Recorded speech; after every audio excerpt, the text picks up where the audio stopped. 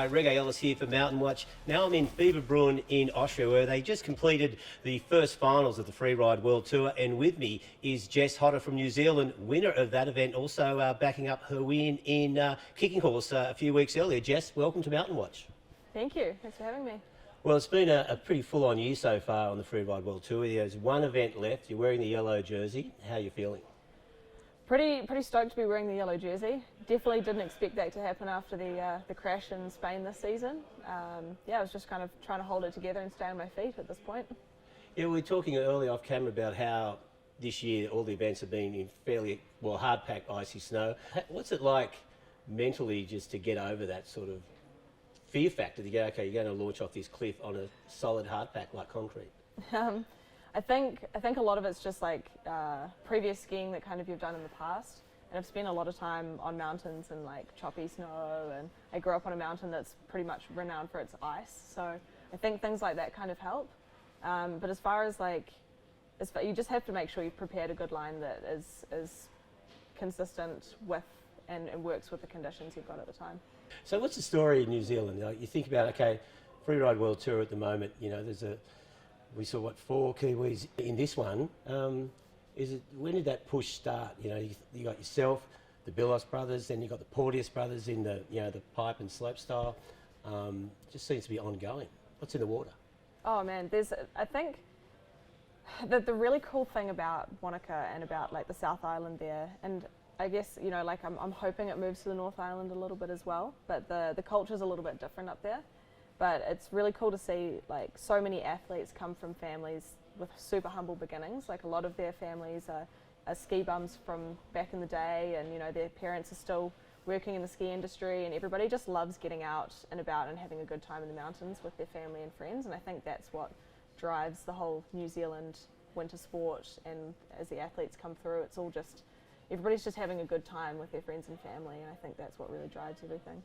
So basing yourself down there now, like skiing treble cone, obviously the terrain is good training for what you come up on the Freeride World Tour, and also there's a good freeride push there, though.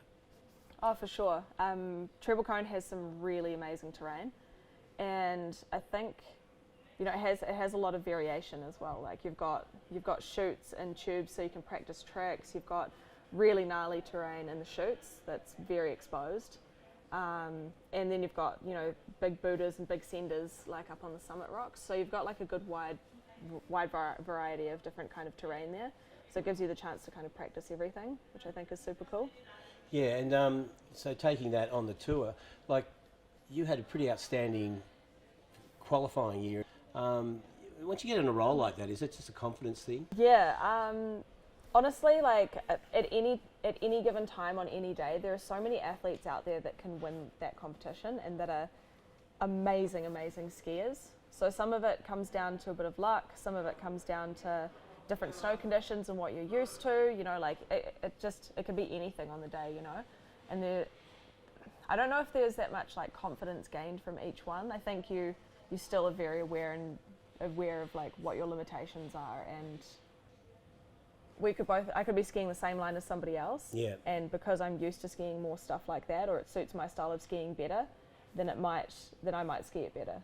But if that person chooses to do a line that works more for them, then they might ski it better. And it really is just anybody's game on the day, Oh, 100%. And then looking at the Freeride World Tour, it's fairly gnarly. Yeah. There's even you got one run leading, in the first 3 or 4, up until this year, every event was one run. You don't get to ski the face, so you look at it. How hard is it to visualise when you're looking at it front on, and then at the top, in the start gate, what's going through your mind? You're trying to remember that sort of face as well as you can. Yeah, 100%. You spend, I think for me, like I take a lot of photos of the face, and kind of the night before I'll sit down and really look at all of the takeoffs and where all of the hits are. Just in case something goes wrong as well, you can then find another feature to hit instead of missing something. You can just like flow on to the next one. But there's a lot of visualization, a lot of trying to imagine you skiing it from the top and what that takeoff will look like from the top and how it's all going to work and flow together. Yeah, and then anything can go wrong and boom, that's it. Oh, totally. Yeah. It can be one wrong turn and Yeah. Yeah. I mean, it seems so cutthroat. Mentally, like dealing with psychologically, you've got to have a fair bit of strength, I think. I definitely think so. I think a lot of these athletes are super, I don't even know how they do it. They're so mentally strong. Yeah. I've definitely had had troubles in the past with being like getting anxious and being stressed out about the cutthroatness of it. Really. Yeah. It's something that has played on my mind before for sure, and it does every year. And Yeah. I can honestly say that's. What about pretty now? I stressful. mean, one event to go. Like I said, how are you feeling? To be honest with you, I think a lot of that stress has been eased now because I made it to finals. My big thing every year is I just want to make it back to finals. I just want to make it back to finals. And so like starting the season off with that crash and knowing they were going to be taking the best 2 of 3 competitions out of like the qualifying heats. Yeah. It meant that I had to put down 2 more runs, which was a lot of stress and would have been a lot of stress for everybody else as well. So yeah, knowing that it was going to be very tight like that was pretty hectic. Well, when you were going into this, career as a pro skier, I mean, did it just fall into place, or did you have a plan, like an aim to be a pro skier when you were 20, when you first started competing? I definitely didn't have a plan. It was kind of like I'll give it a go and see if I'm suited to doing this or not. Yeah. And because things went well in the first competition, it kind of lit the fire in me, and I was like, I want to keep doing this and give it a go. And I really worked super hard to make it happen. There was a lot of, there was a time when I was doing 3 jobs at once to try and save enough money to do it, and I knew that was what I wanted to be doing. But yeah, it's a lot of hard work, and I didn't really have a plan. I just wanted to keep doing it and see where it went. Yeah, was that just you wanted to keep skiing? This is a good way to do it. Yeah. Yeah. I think half of it was that I really enjoy being around the people, like the Freeride World Tour, the Freeride World Qualifiers. Like everybody is so lovely, and you meet such amazing people. And I wanted to keep being a part of that world. Yeah. I wanted to continue meeting these people and continue catching up with these friends that I'd made, because they were just such amazing relationships and friendships. But I think a lot of the support that we get in freeride is from our friends and from our family, and you learn so much in your skiing from skiing with friends and getting stoked and being out there every day and having a good time. Yeah. I think that's where a lot of the progression comes from, is everybody pumping each other up. Yeah, well, freeride's sort of, 96 I think was the first event in Verbier. I mean, it's grown and exponentially since then. There's the qualifiers are huge. The junior tour is really big internationally as well. As someone who's a solid part of it now, have you noticed that growth over the last 4 or 5 years?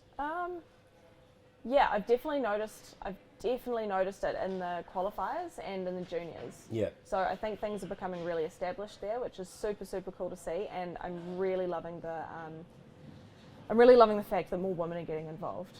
Yeah. It makes me really stoked. When I started out in the qualies, there would be maybe 10 women in a competition, and it's really cool to see there's 40, 50 women signing up to events over in North America, and it's really, really cool. Just seeing more participation from the ladies is sick. I'm really stoked with that. Yeah, no, it's awesome. And would you, so for yourself now, what would you say to an aspiring 15-year-old, 16-year-old girl who wanted to go on the tour? Just tell them to get out and go and do it and give it a go. Don't waste any time. Yeah, you're never going to know unless you go and try. Yeah. And don't waste any time. I wasted too much time. Well, you had to work. Yeah, but still, I moved to Canada, and I didn't actually compete in my first competition until I was 22, but I wanted to when I was 17. Yeah. I wasted 5 years. Yeah. I suppose another difference is they have freeride programs now for kids starting at 12-year-olds, which wasn't available for you when you were in your teens. Yeah, no, and it's super cool. It's really cool to see that the kids are getting the skills to go and do freeride young, and they know that they need to focus on things like freestyle and also work on their technique, which is, it's really cool, because I didn't start learning tricks until I was in my last year of high school. I smashed myself a lot doing it. Yeah. Well, and I mean, tricks are becoming part of the Freeride World Tour, like cork sevens and double backflips and all sorts of stuff going on at the moment. Do you think that's a good thing? I think it's great. Yeah. Yeah. Yeah, It's the next progression of the sport for sure.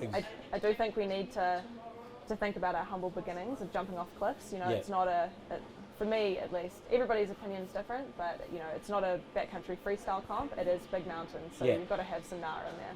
Oh, for sure. Yeah. I mean, if someone, you know, do a double backy off a 60-foot cliff, it's a good combo, I suppose. That's crazy and amazing at the same time. I mean, from a spectator's point of view, and like I watch all the events on, you know, on the broadcast, it's pretty amazing. It's inspiring as well, and I'm an old bloke, so I can imagine for the younger crew, it'd be really inspiring. Yeah, I think the progression has just been so crazy over the last, you know, like 10 years. I mean, to be honest, like the whole time, everything's been progressing, and it's a really beautiful thing to see. Yeah. Looking now, is it much easier now with your support and prize money, things like that, making it a worthwhile lifestyle choice? Yeah, it was definitely, you know, before it was all of my own money was funding everything, and now I'm getting a bit of help, which is super nice, and it relieves a lot of stress. Yeah. I think the big thing was, like, for me, going over to Canada every year, I was working so hard and just running myself completely ragged to try and get over there, and then I'd compete, and I had 2 seasons where I didn't do very well, and I think that was quite hard mentally, because I was doing everything I could to get there, and then I was not doing well in the competitions. Did you ever think, I'm over it, I'm pull the pin? There's a couple times when you know, almost, but I would come back to New Zealand and do the New Zealand freeride comp, and it was like this weird reset where every time I came back, I would be amongst amazing people. Things would go well in the competition. I'd be feeling good, like it would all work out again. You know, like I placed in a couple of the competitions there, and that then lit the fire again to go for another season and go and smash myself. And well, that's cool. I mean, the inspiration comes from being at home, and as you said, this inherent support you get there. Okay, now, like, you know, in 2 weeks, you know, it could be World Chat.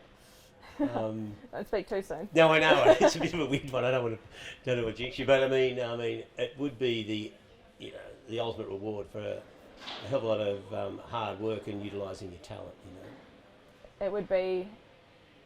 I still can't even imagine what that would feel like. You know, I don't want to get ahead of myself. No.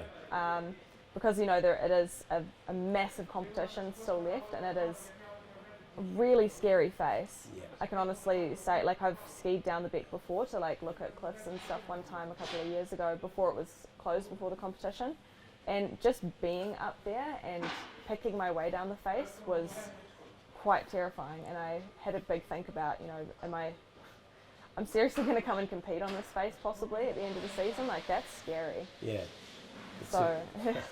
It's a big way to end the season, isn't it? Oh, totally. The most intimidating, infamous face in freeriding. Oh yeah, she's a big one.